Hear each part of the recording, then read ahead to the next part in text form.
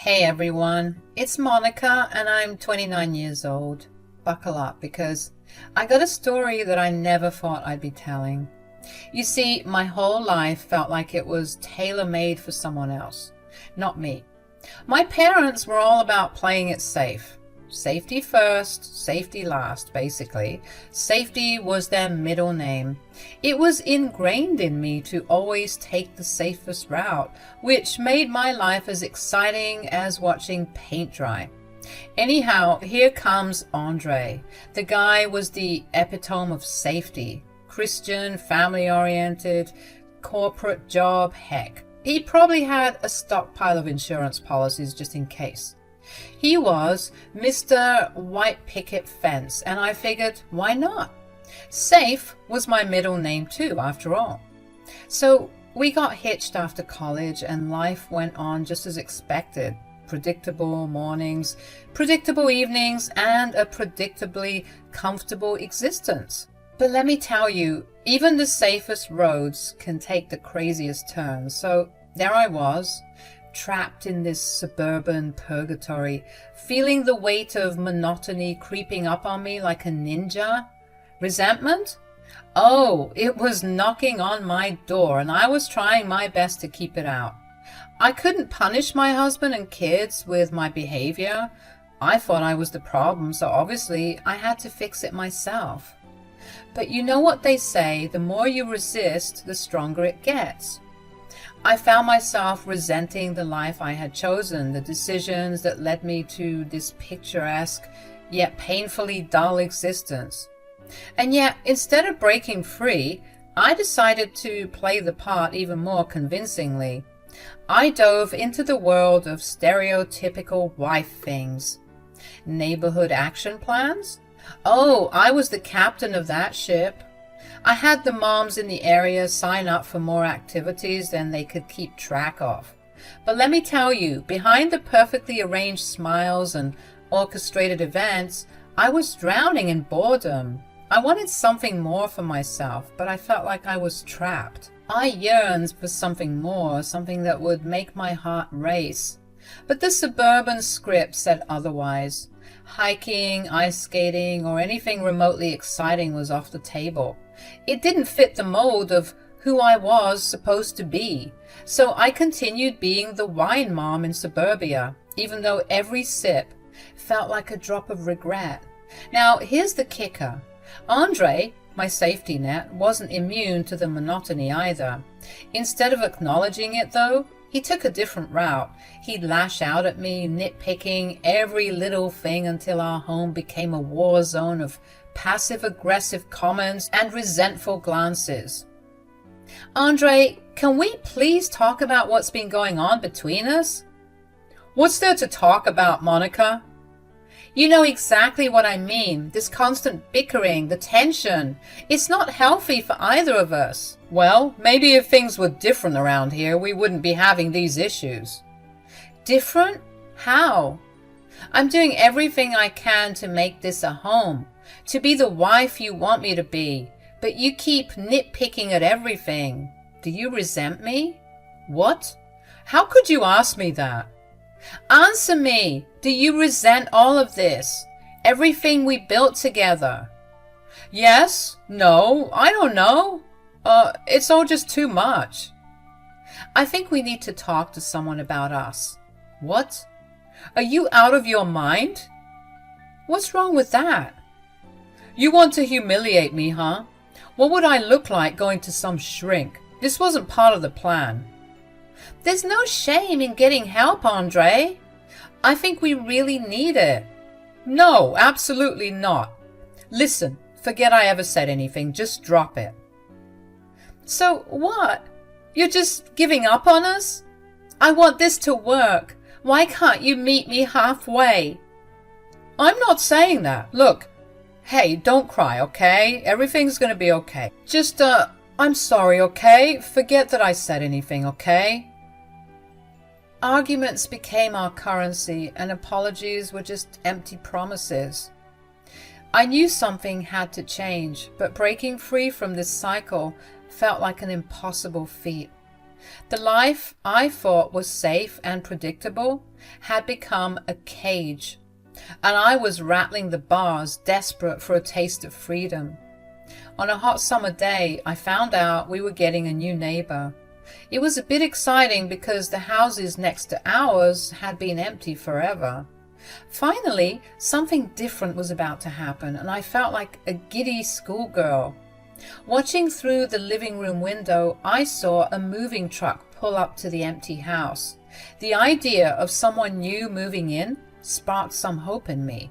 Maybe this person could bring some life to our somewhat boring neighborhood. After a few days, I could hear the sounds of unpacking and setting up in the new neighbor's house. I couldn't help but peek through the curtains, curious about who this person was. The anticipation of meeting someone new was a welcome distraction from the tension that lingered between Andre and me. The day eventually came when we crossed paths. I thought it was high time we gave our neighbor a neighborly welcome, so I showed up at her doorstep with a bundt cake, some flowers, and a smile on my face. When she opened the door, I blurted out, "Hey there, you must be Agnes, our new neighbor. I'm Monica from next door. I brought you a cake and some flowers." "Oh, it's so good to meet you. Thank you for the warm welcome." "Of course, welcome to the neighborhood. If you need anything, just let us know. We're always a knock away." "I really appreciate that. Come in, let's chat a bit." "Sure thing. I've been so curious about the new person moving in. What brings you to our lovely suburban haven?" "Well, I moved here for work, and it seemed like a peaceful place. Plus, I've heard great things about the community, so I said, why not? It's generally quiet and safe for sure, but I have to admit it can get a bit too quiet at times." "Oh, I see. Well, I hope to add a bit of vibrancy to the place. By the way, would you like to join me for lunch? I'm making some jollof rice." "Jollof? What's that?" "You don't know what jollof is?" "No, I've never tried that before." "Lucky for you, I make the best jollof in the world. You don't know what you've been missing. Come, come." Agnes turned out to be a breath of fresh air, a lively addition to our usually dull suburban life. We bonded over shared interests, and her stories about Nigeria and other countries she had visited brought something new to our corner of the world. Not to mention that jollof rice was one of the best things I've ever tasted, so spicy and flavorful. Weeks went by, and as our friendship grew, Agnes brought a sense of life back into me. She became more than just a neighbor. She was someone I could really talk to. Our friendship was a reminder that life had more to offer than the routines we'd gotten stuck in. Now, here's the curveball. Andre, the family man himself, didn't quite appreciate my newfound zest for life. Turns out he loved the old Monica, and he thought that me hanging out with Agnes would give me bad ideas, whatever the hell that meant. Maybe he thought that I would finally realize my self-worth and leave his adamant self. He couldn't fathom the idea of his wife having interests and dreams beyond what he'd mapped out for us. It wasn't part of his plan. I'm sure he was saying in his head, "It was like I committed a crime by having a friend." Honestly, I thought that he was even being racist for getting all pissy about this, because why would he be upset at my newfound happiness with a new friend? Was it because she was Nigerian? Because he didn't have any problems with my other neighborhood friends, so why was he particularly upset with Agnes? Our marriage turned into this bizarre tug of war, and my arms were getting tired. Agnes fascinated me with the stories of her travels all over the world, and it made me feel stupid for never even renewing my passport so that I too could go sightseeing.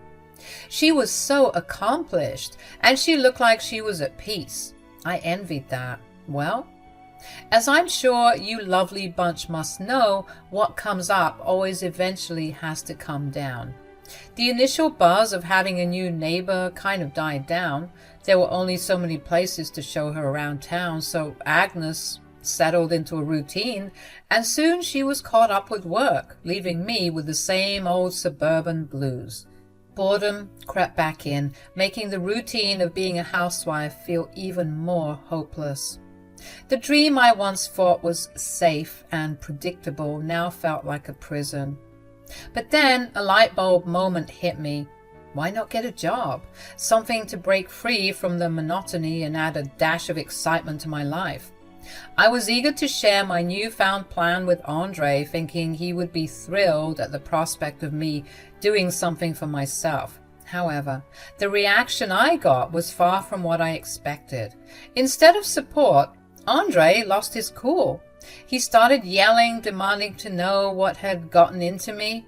The intensity of his reaction took me by surprise, and what followed was one of our biggest fights yet. I couldn't understand why my desire for a job would elicit such a strong negative response. The dream of a picket fence and predictability was starting to feel more like a nightmare. "Hey, Andre, I've been thinking, I want to get a job." "What? Are you out of your mind? Who's going to take care of the house and the kids?" "Well, I was thinking we could share responsibilities. I want something more in my life." "More? You're just like that neighbor Agnes, aren't you? She's putting these ideas in your head." "Agnes has nothing to do with this. I need something for myself, Andre." "Selfish. You're jeopardizing our family for your own selfish desires."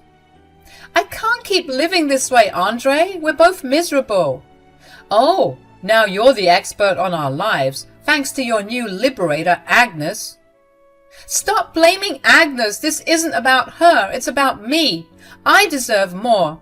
It's also about us and our marriage. Why can't you see how unhappy I am?" "You've changed, Monica. I don't even recognize you anymore." "Maybe I needed to change. Maybe we both do." The argument escalated with hurtful words exchanged, leaving scars on our relationship. The dream of a picture-perfect life was shattering, revealing the fractures that had been building beneath the surface. This was one of our worst fights, and I think a part of me knew that there was no turning back from this. I embraced my new job with enthusiasm, relishing the creativity and excitement it brought into my life. The mundane suburban routine was replaced with the fast-paced world of fashion, and I couldn't have been happier, despite my happiness.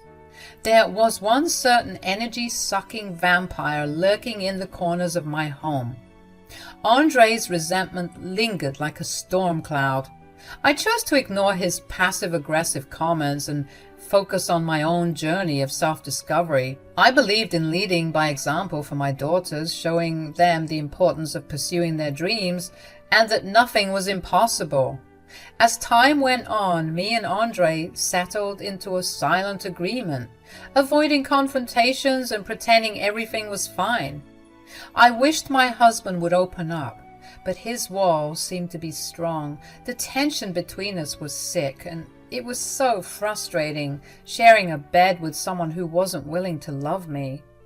Focusing on my career and personal growth, I continued to climb higher, leaving the shadows of my past life behind.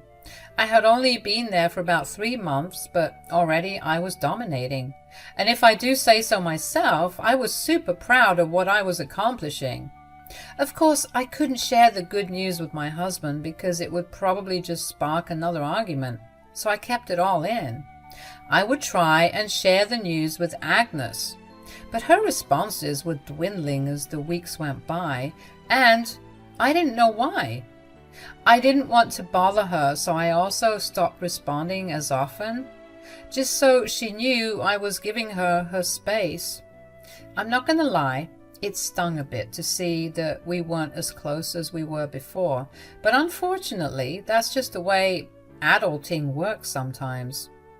Fast forward to a day when I wasn't working. I had taken the day off to spend some time taking care of one of my daughters because she was sick. But then, out of the blue, a series of angry knocks echoed through my front door. Opening it, I found Agnes standing there, her face a storm of anger that I hadn't seen coming. "Is everything okay?" I need to talk to you. I saw your car in the driveway and decided that we needed to sort this out once and for all. What are you talking about? What am I talking about? Please, Monica, don't make me act out of character. I've been patient with you long enough, but at this point I feel like I'm being disrespected.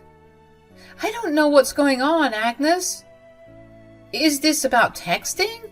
I'm sorry, I haven't texted as much, but with your lack of response, I thought that I was being annoying. No, it's not about the text. Why are you acting thick right now? You and your husband are a real case, you know that? Agnes, please tell me what the problem is. For the millionth time, the noise is the problem. What noise? Listen, Monica, you're a nice girl. It's a shame it's come down to this, but I'm going to say it one last time. And if I have to say it again, I'll just call the police on you two. Keep the noise down. I hear you and your husband getting it on every single day. Are you two not tired?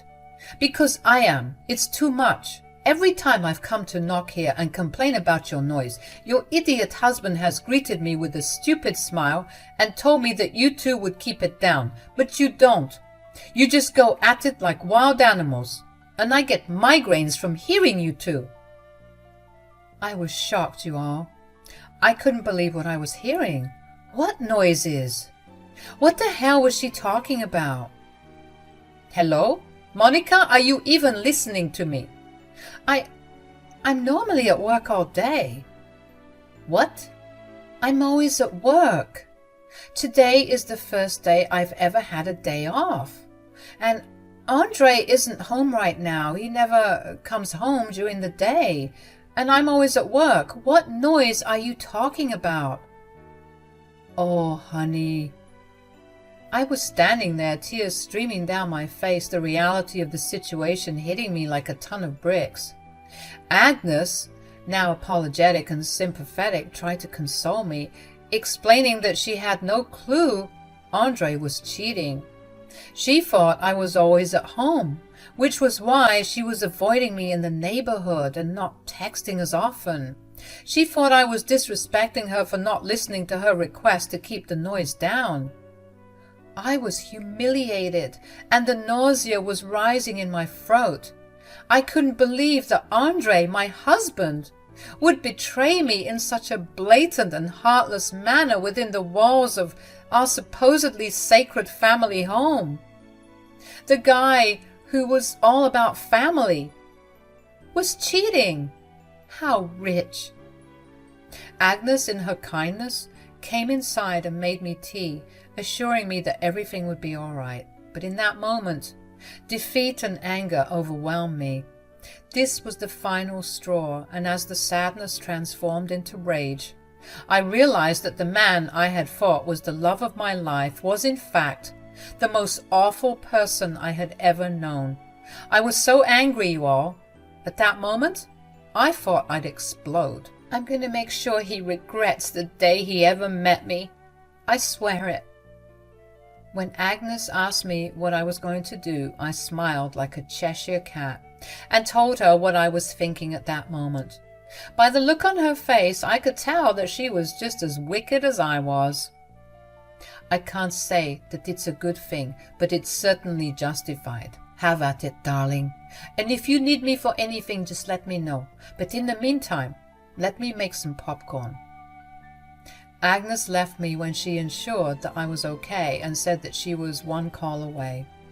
Hours had gone by at this point, and I felt that my plan was finally ready. As Andre walked through the door later that day, I greeted him with a disarming kiss, catching him off guard. The subtle play of confusion on his face only fueled my determination. Immediately afterward, a slap echoed through the room as I unleashed the anger I'd bottled up for far too long.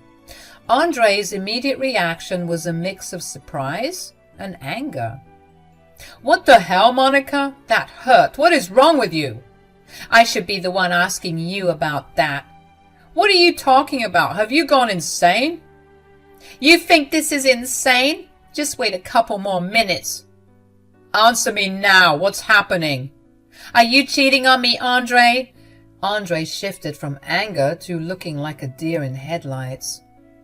What are you talking about? Are you cheating on me? Of course not. Why would you even ask me something like that? Yeah, Andre, why would I ask you that? It's not like it's coming out of nowhere. Andre kept on denying it, and I was getting pissed off. So, what you're telling me is that you haven't been coming home during the day these past couple of months? Honestly, babe, I can't remember. Can we just drop it? Oh, you don't remember? Well, let me jog your memory. He asked me what I meant, and I told him that we could go through the cameras and be surprised together. Predictably, Andre persisted in his denials, even as the video was starting to play. It was at this point that I revealed my plan. Do you remember this now, huh? Oh, cat got your tongue. Well, I hope you think of something to say soon, because everyone in the neighborhood is seeing this right now. What? Yep, you heard that right, folks. I was broadcasting the CCTV footage to the neighborhood group chat. Don't worry, there weren't any kids in there. Everyone in the group chat was responding with absolute disgust and shock, wondering how everyone's favorite family man was a dirty, lying scumbag. Andre also checked the notifications on his phone, showing that he was getting tons of hate. Someone in the group decided to screen record some of the footage and post it on Twitter, because everything goes on Twitter and it was also gaining traction. Additionally, Andre was getting messages from his supervisors at work asking him what the hell he was thinking. Monica, why are my supervisors texting me? Did you send this to them too? Yep.